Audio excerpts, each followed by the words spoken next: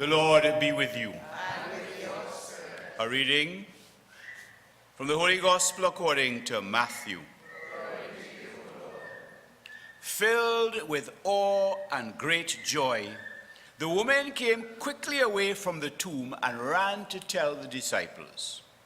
And there, coming to meet them, was Jesus. "Greetings," he said.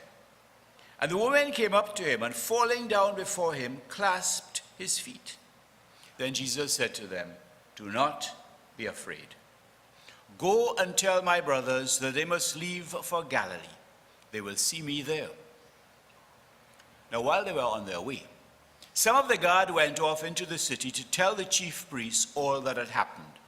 These held a meeting with the elders, and after some discussion, handed a considerable sum of money to the soldiers with these instructions.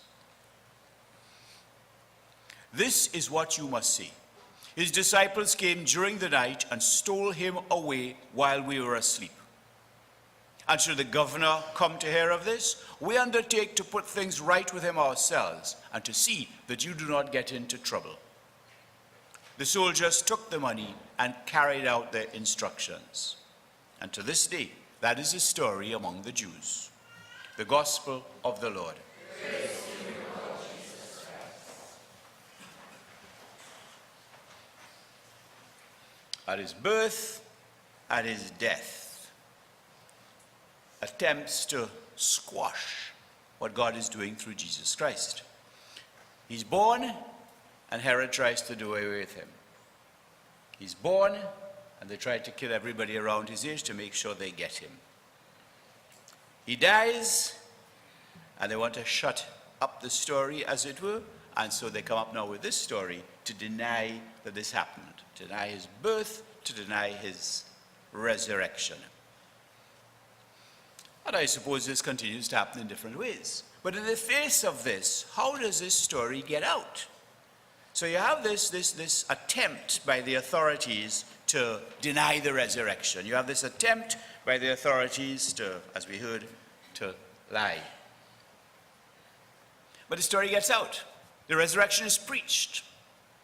2,000 years later, here we are, celebrating it, believing in it, because people told the story. Because in spite of these official attempts to deny, in spite of, and I mean, it continues to happen. I mean, that was one of the tactics of communism. Blot it out, don't mention the word, etc., so people wouldn't know. And yet, the story continues, because there are people who tell the story. So, in today's gospel, we have the woman coming up, and they're going off. They're running to tell the story to the brothers, to the disciples. And they're going to tell the story to others, and they're going to tell the story to others, and so on. And here we are, having heard the story ourselves, and now the responsibility, in the face of this continued denial, as it were, of the resurrection of Jesus in so many different ways, to tell the story. Our responsibility, in our own turn, to continue.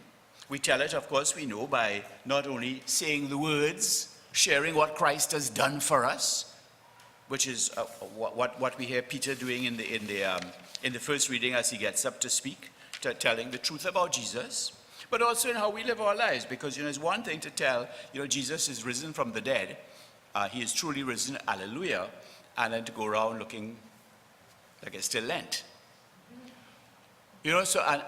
Or living abusive lives, living lives of constant negativity and so on, and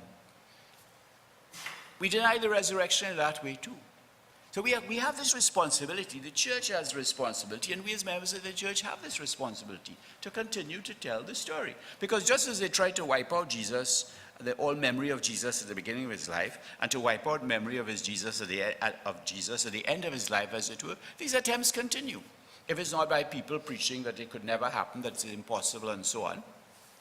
People choosing the ways of war, people choosing the ways of violence, people choosing the ways of negativity. All these are continued denial of the resurrection. And here we are, God's people. Here we are, people entrusted with the message. Just like Jesus entrusts the woman. Go and tell my brothers they must leave for Galilee. They will see me there. And they're running off to tell the good news. The tomb is empty.